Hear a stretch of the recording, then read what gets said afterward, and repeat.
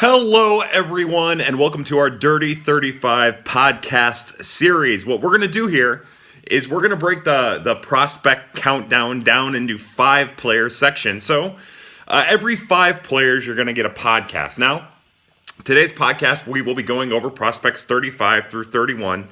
And these will come on the days that we have an off day. So we'll have 5 write-ups. Then on the off day, the day I take a break from giving you a write-up, we'll give you a podcast. Now, if you have any questions or any thoughts, please get a hold of us at Birds on the Black. You can find me at Twitter at KYLER416. And that's the deal. But you know me, I'm not really much for pageantry, so I say that we just kind of get into it. Maybe before we get into it, I also want to say thank you so much for being a part of this, for coming along on this journey. It takes a lot of time and a lot of effort to do the Dirty 35, and I just want to provide you with the best content that I possibly can. I really hope you enjoy these podcasts. I hope you enjoy the write-ups. But if there's anything I'm missing in the write-ups that you would like to have included, again, hit me up at Twitter. Email me, KYLER416@yahoo.com. I'll get you any way I can. I'll add. I want the Dirty 35 to be the countdown of the people. So get involved. Have some fun with it. As we started, by the way, if you haven't checked it out, you also need to check out the other articles I wrote. I wrote an article about the graduates, the 4 players off of the Dirty 35. That's Alex Reyes, Tyler O'Neill, Daniel Ponce de Leon, and Giovanni Gallegos. And then I wrote an article where I talked about 30 different prospects who I thought about incorporating into the Dirty 35 in some capacity. That's really in-depth. Pretty intriguing. You should give that a read. I probably should have done a podcast about that, but I'm too stupid for any of that stuff, as you all very well know. Prospect number 35 on our Dirty 35 countdown is 26-year-old first baseman / outfielder, but mostly first baseman, Ronhell Ravelo. Now, Ravelo is really interesting. He's been around the minor leagues. The Cardinals signed him as a minor league free agent entering the 2017 season. So he's been in the Cardinals now. This will be his 3rd year within the organization. It'll be his 4th year at AAA. He's a non-roster invitee to spring training for the Cardinals, but because he's limited to first and a little bit of outfield, corner outfield, he's going to go back down to Memphis. He's not on the 40-man, so he doesn't have a clear path to the majors. He's going to have to do some real work to make him a major league option. I'm kind of surprised he didn't sign with another team. I would have thought another team would give him a better chance of reaching his major league goal, but apparently that might not have been the case, or maybe he just feels really comfortable in the Cardinals organization. Either way, I like him a lot. I want to talk about one of my Birds on the Black colleagues, Alex Crisafulli. During Prospects After Dark, he asked me a question, and the question was something along the lines of, how in the world is a 9-year veteran of the minor leagues still credited as a prospect? And the answer is he's not. He's not a traditional prospect. What I did with my 35th pick, my 35th spot on the Dirty 35, is I picked a guy who I liked, who deserved a little bit of extra attention, even though he isn't a prospect, that might make a major league debut at some point. So that's why Ravelo's 35. Honestly, there are other options that are better than Ravelo at 35. But he has an interesting contact tool, and it's smooth. And he doesn't hit for a lot of power, and that's really what keeps him off of the list. It's what's kept him out of Major League Baseball. But he's just a smooth hitter with a great understanding of the strike zone, has tremendous plate coverage. He doesn't necessarily take the ball to the opposite field as well as maybe you would hope for a guy who doesn't have a lot of power, but he does the best he can contained with his skill. So I appreciate that about Ronhell Ravelo. The other thing I like about Ravelo a lot is that he's a pretty solid first baseman. He'll dive around. He isn't super fast or super quick, but he does the best, again, that he can with his skills. And I've never seen him get beat at first base. He does everything he can to keep the baseball in front of him. He's a very, very good defensive first baseman. And with Ravelo, the only thing that stopped him from making a major league debut until this point is the power. And I know I've said it already, but I wanted to say it again because it's very important, and it's really the underlying narrative when it comes to talking about Ronhell Ravelo. Other than that, there isn't a ton to talk about. I think that, if things get crazy and he makes a major league debut, you're talking about someone along the lines of, Jeremy Hazelbaker, Brian Barden, or Brian Barton. Like, that's the kind of major league impact someone like Ronhell Ravelo will make unless he incorporates power. And then maybe you're talking about, Jose Martinez, something like that. He has the Jose Martinez-esque contact tool. He's kind of that hitter, but he doesn't have the 17 home run power. He doesn't have the 15 plus home run power. He probably doesn't have the 10 plus home run power at the major leagues either. So that's Ronhell Ravelo. I know that people Reasonably so, like slash lines and stats like that. So in 2018, he hit 308 with a 392 on base percentage and a slugging percentage of 487.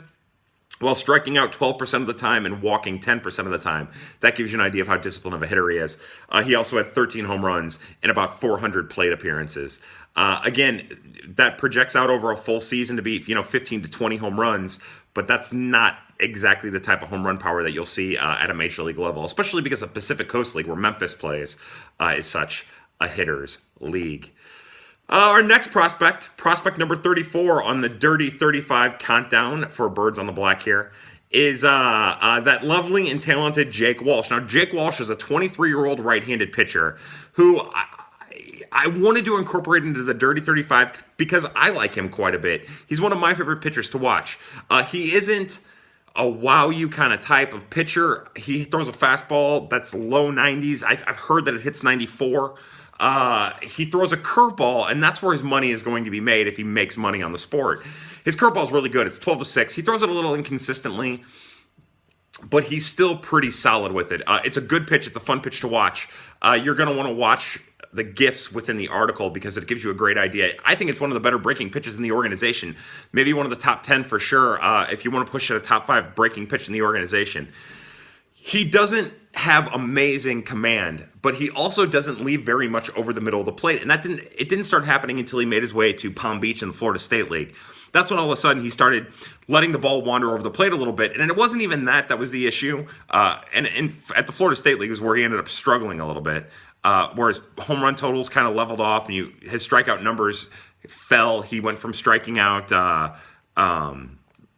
what was it?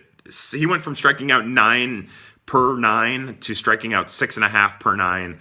He cut his walks down, but he was just leaving too much over the middle of the plate, leaving that fastball up high. When he leaves his fastball up high, it's a concern. He also throws a decent changeup, but the changeup needs work. I like Jake Walsh. I think more than likely he's probably a swing man at best. He's got a lot to do with that third pitch for him to like really, really matter. But anything could happen. He has good size. I believe he's like 6'2", 6'3", somewhere around there. I couldn't decide if I wanted to include Jake Walsh or Alex Fagalde. Alex Fagalde is another name you're going to want to keep an eye on. Fagalde has a really, really good two-seamer and a slider, I believe, that is really, really good. And he doesn't walk as many people as Walsh has in the past. But he also doesn't command things like as well. Sure, he doesn't walk as many people, but he leaves stuff over the middle of the plate, and he kind of gets away with it because of how good that two-seamer is.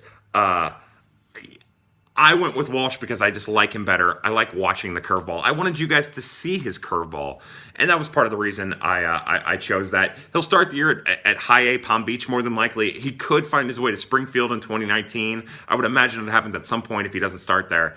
And it's just a matter of if he can develop consistent break, consistent feel for that curve, because sometimes now it flattens out.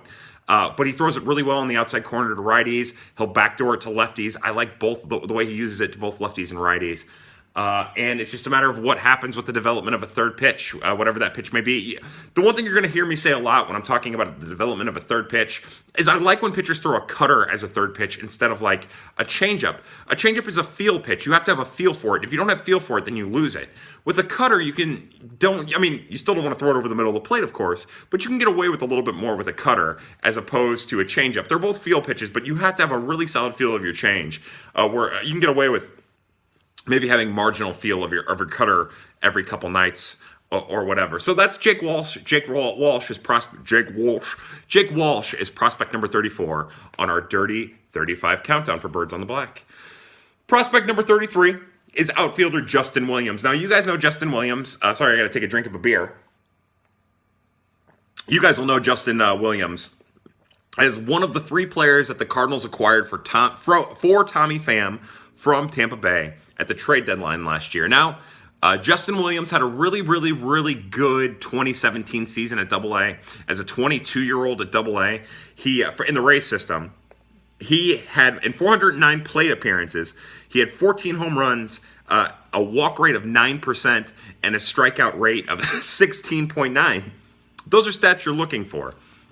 Now, it got really bad for him at AAA. When I watched him in April play for Durham, you could see a player that honestly looked like he was going to break out. He reminds me a lot, when he's good, of Oscar Mercado when Oscar Mercado was good. Like, the two of those guys are a lot alike. Mercado hit from the right side, Williams hits for the left side. And maybe that's part of the reason why the Cardinals moved Oscar Mercado. Maybe they saw Justin Williams as, a left-handed option, a left-handed Oscar Mercado, and Mercado doesn't have a clear path to the majors. We'll just get Justin Williams, and then that also helps fill an organizational role of a left-handed hitter.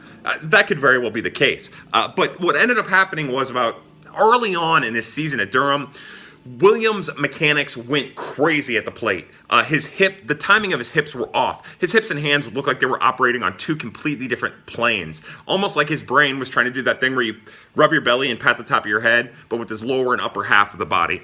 It was a concern. And that stuck around all year. It stuck around to the end of the year, through the Memphis playoffs. He was bad. I was talking to Randy Kreisman, who is another one of our loyal Birds on the Black, Prospects After Dark people. And he said that he mentioned on Twitter that, by the way, shout out to Randy. Thank you for all your support. He mentioned on Twitter that he would have liked to have seen Williams get the call instead of Greg Garcia wasting left-handed at-bats down the stretch. And I feel confident when I tell you that Justin Williams at the end of the 2018 season would not have been any better than what we saw out of Greg Garcia. That's a concern for an outfielder, right? If you're getting that Greg Garcia production out of a middle infielder, you might be able to deal with it, but out of an outfielder, you don't get that. So the main underlying issue with Justin Williams is he has a lot of mechanical work to do, and until he irons out those mechanics, he's not ever going to reach his potential. But as recently as 1 year ago, those mechanics were solid. His hands were smooth and quick. He didn't lengthen his swing. His upper body and his lower body were working in sync. That's going to be the big thing for him. He kind of toys with his front foot. Sometimes he opens it. Sometimes he closes it. Whatever gets him comfortable, I don't know. I think that he could also benefit maybe from, this is going to sound crazy, but maybe even lowering his hands a little bit. He has a really, really flat swing, and I'd like to see him get a little uppercut on it. Not the whole launch angle revolution thing, but just because I think that his swing is better suited for it. He does have interesting power on pitches high and outside that he can pull, and that's probably more than likely just like with Jason Hayward. And one thing I do in the article is I compare Justin Williams to like the bad version of Jason Hayward. Like, at his best, that's what Justin Williams is when he has these mechanics. He can be more than that. But right now, he reminds me of just the ground ball, soft hitting, runs into power every once in a while version of Jason Hayward. That's Justin Williams right now. He's not the kind of player you would want on a 25-man. Now, anything could happen. And again, one of the stories at winter warm-up was that Justin Williams punched a television, broke his hand. Again, I don't write about that in the article. I don't really care about that. I'm sure the kid broke up with his girlfriend, or his girlfriend broke up with him, and he punched a television or whatever. Doesn't matter. They say he's ready to go for spring, so it's a moot point to me. I don't care about it at all. But with a little mechanical adjustment, you could be talking about somebody who can make a positive major league impact. What I know is he's a very good right fielder. He's rangy to the gap, the right center field gap, and his arm is really good. Within the article is a gif of him throwing out Ronald Acuna, and you might not like the camera angle, but you can actually see that, like, he just pops up in the picture, throws almost flat-footed, and gets Acuna at second. It's a beautiful throw and a greatly athletic play. I am not the highest on Justin Williams, the version of Justin Williams that we saw as a member of the Cardinals organization in 2018. But I can tell you, going back and watching the footage of April Justin Williams and also Justin Williams from 2017 as part of the Tampa Bay organization, is a really intriguing player. If he can find his groove, if he can rediscover that groove rather, then we might be in for something special. All right, well, prospect number 32 on our Dirty 35 countdown is one of the more controversial prospects in the Cardinals organization. He is a 20-year-old kid with a lot of hype that accompanied him as he was drafted 23rd overall. That is shortstop Delvin Perez. I could almost do an entire podcast on Delvin Perez alone, and maybe someday we do that. But I guess what I want to cover most about Delvin Perez, while his stat line in 2018 of 10% walk rate, 20% strikeout rate, a 213 average, a 301 on base percentage, and a miserable 272 slugging percentage, paints a picture of a player who had a terrible, awful, miserable 2018 season, and the type of prospect that you write off. I could understand completely why somebody would want to do that, but I am not there yet. Part of the reason it took me so many attempts to do the Dirty 35 to rank it. And normally it takes me like 4 or 5 drafts and I settle on a list. It took me somewhere in excess of 15 drafts to come up with my Dirty 35 prospects. And he's one of the major reasons why I had him as high as 23. I had him off the list a couple times. I just couldn't decide. But I'm not ready to give up on him. And I'm going to tell you why. Because the hustle was there in 2018, which is a major concern for him entering the season. The defensive acumen was there. Watch the gifs in the article. You can see that he's a good defender. You can see the athleticism. I say in the article at the bottom that he's the 3rd best defensive infielder in the organization behind Edwin Figueroa, who's a shortstop that I didn't write about, and Evan Mendoza, a third baseman, who you're going to be hearing about here in a couple weeks. The defense is there, the hustle is there, the speed's there. The speed's going to help him a great deal because he's he's listed at like 170 or 165 or something like that. I look at him, I see a guy who's like 130. He's not much bigger. Like, again, I coach 14-year-old boys, and he looks like he's the weight of those kids. There just isn't enough weight. He needs to add bulk. He's never going to hit for any type of slug if he doesn't add bulk. But the other reason I wanted to talk about Delvin is he had a miserable August that really weighed down his stats. Entering August, the thing is, when you weigh very little, right, you hurt yourself. He hasn't played a full season yet. He'll be entering his first full season, or his first season at a member of a full season affiliate in 2019. I'm sure he'll be assigned to Peoria. At State College, it's a half season. It starts in the middle of June. And when you're small, it's hard to sustain. Like, when you're that skinny, when you're that svelte, it's hard to sustain for a long period of time. And I think that happened with Delvin in 2018. On August 1st, at the beginning of business day on August 1st, he was hitting 260 with a 353 on base percentage. And again, a miserable slug, 313. Slugging's not his game. It's something that he needs to bulk up to have happen, with a 12% walk rate and a 20% strikeout rate. And then from August 1st until the end of the year, so 1 month, he hit 157 with a 235 on base percentage and a 222 slugging percentage. His walk rate dropped to 7.5, and his strikeout rate also went down, but it was basically the same. It went down 1%. He fatigued out. Any way you cut it, he fatigued out. He has to get bigger. He has to get stronger. When you see pictures of him at spring training, it doesn't look like he did either of those things. So that's going to be the big difference. But to sum up my feelings about Delvin's 2018 season, the hustle was there, which was a concern. The defense was there, which was also a concern. Both of those are positives. He showed signs early on for the first 2 months of the season, of the short season, of being a potential contributor who could get on base. And then he started pressing in April, and he was swinging out a lot of stuff, and it really hurt. And again, with Delvin, he's still only 20. He'll be 20 for the entirety of the 2019 season, playing at Peoria more than likely. And still, without adding weight, I would imagine by the time we get to August, we're talking about a player who's showing signs of fatigue. Don't give up on Delvin just yet. People want to call him a bust. I can't imagine how you could call a 20-year-old a bust who's still within the organization. Let's not get ahead of ourselves. Maybe after this year we can call him a bust. Maybe we can call him a legitimate prospect. We thought we were going to be in that position entering this year, and we aren't. And the reason is because there's still so many questions and so many questions that weren't answered, and there aren't a lot of answers to any questions. So that's Delvin Perez. He's prospect number 32. We will round out this little podcast, this little segment of our Dirty 35 countdown, with prospect number 31, outfielder Chase Pinder. Now, Chase Pinder is one of my favorite prospects to watch. I started watching him when he was at Clemson playing outfield when I was for Seth Beer's freshman and sophomore seasons. I love Seth Beer. Drafted by the Astros in this past draft. He's going to be at the major leagues sooner than a lot of other people from the 2018 draft. But Pinder's defense caught my eye a great deal. Now, anybody who has written an evaluation on Chase Pinder so far has said that he's just an adequate outfielder. And I'm here to tell you that he has adequate skills, but he gets good reads and he has good closing speed, and that makes his adequate skills play up. He's a very good outfielder. He can play center. He has a good arm, above average. I would say an average to above average arm. He isn't super fast, but he's a hard worker who gets good reads, and he covers the gap really well. In Clemson, he would run through a wall to make a catch. He would scale the wall. He would dive. 35, he would do whatever. He hasn't needed to do that as much in the Cardinals organization so far, but I think it's because of positioning. It seems like the Cardinals are doing a better job of positioning him than Clemson was, and I think that his natural ability is helping him instead of having to dive all over the place. I think the ball's just coming to him now. He's finding those spots. He's a very good outfielder. He'll stick in center. Don't let anyone tell you differently. The issue with Chase Pinder, well, he has a good contact tool, and he's a very, very disciplined hitter. His on-base percentage was right around the 350 mark at both Springfield and Palm Beach. The issue with him is power. Now, the one thing I also want to say is it's rare that a player spends their first full season at in the Florida State League, at the Palm Beach level, at the A+ level. That doesn't happen a lot, and Pinder did it. So he got off to a terrible start in April. His April was forgettable, and then he got hurt at the end of April. So what ended up happening was, and let me see if I can find the dates because I don't want to give you false information.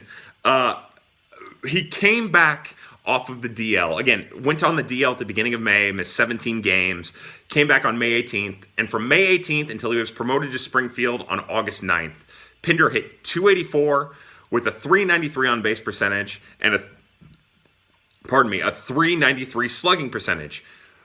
Over those 240 plate appearances, he had 9 doubles, 2 triples, and 3 home runs to go with a 14.6% walk rate and a 20.8% strikeout rate. All of those numbers are really important. So that's a guy who struggled greatly in April, got hurt, and then blew the cover off the ball in a pitcher's league, a heavy, heavy pitcher's league known as the Florida State League. There's more to Pinder than just the line that you see, right? Because he ended up hitting something like 260, 350, 300 slug or something like that. Not very flattering. He's better than that. Now, the issue is he swings mostly with his hands. He's a hand swinger, and that's why he doesn't hit for a lot of power. But at the end of the 2018 season, he started incorporating his lower half. And a lot of times I say lower half, and what I mean is hips. And sometimes it's the step timing motion. Some hitters do that. Andy Young, former Cardinals prospect, incorporated that big leg step, and that was a big contributing factor to why he started hitting for power. But Pinder doesn't do that. Pinder has a nice little step and set down. It's again not as exaggerated, and as a matter of fact, it's something that kind of went away a little bit at Springfield. It became more of an ankle turn. He needs to incorporate power. Power is the one thing that's going to hold him back. If he can incorporate any power at all, he'll go from being a potential 4th or 5th outfielder type as a ceiling to being a contributing center fielder. But right now, without the power, he's going to struggle. He'll start the year at Springfield. He'll start 2019 at Springfield. I would almost guarantee it. And that's a hitter's league, and he's going to have a chance to hit for power. And that's going to be the number that we're going to keep an eye on. Again, if he can keep his strikeout rate between 18 and 20%, that walk rate, which is incredible. Even at Springfield, it wasn't terrible over like 34 plate appearances. It was 11%. So if he can keep it, for me, I want to see a walk rate of 8. If a player has a walk rate of 8, and in the minor leagues you want it higher because it's going to regress to the major leagues, but if a minor leaguer or a player has a walk rate of 8, anything lower than that is a question. Anything higher than that is good. I'll take it. But if Pinder can keep that walk rate above 10%, above 8%, keep that strikeout rate right around 20, and then just incorporate a little bit more power, instead of slugging like he did from May 18th to August 8th when he slugged 393, if he can get that up to 420 with an on-base percentage that he's capable of putting up between 350 and 380 on a regular basis through an entire full season, then you're talking about a player with his defensive ability in center who's going to be able to make a very, very strong impact organizationally with the potential to make a major league debut. That's Chase Pinder at his best. We haven't seen it yet. Hopefully with power, we get there. I know that seemed like a lot of rambling. The other thing about Chase Pinder, you might have heard the last name Pinder. His older brother Chad is like a super utility player in the A's organization. He played like second and third and right field and a bunch of different positions for the A's in 2018. And you root for the guys who get this. You root for the parents whose kids end up populating Major League Baseball over and over again. You root for baseball. That's a family affair. And I like both of them, but I like Chase a lot. He's an interesting and an exciting player. He won't get outworked. He runs the bases extremely well. He's not going to steal a lot of bases. He's not super fast. He'll go first to third on any opportunity he gets. He's a Cardinal baseball player. Just a matter of if that power will come. Because, again, I say power will come, but it's just the issue is 4 home runs in over 300, what would it be? Hold on, let me do some quick math. 3 with the 3 and the 4 and then the 6. And like 360 plate appearances, 4 home runs isn't going to cut it. Like, if you're a second baseman, you can get away with that. If you're a shortstop, you can get away with that. Maybe as a center fielder, you can get away with that. The Cardinals had John Jay playing center, and we'll get to that here next round, I think.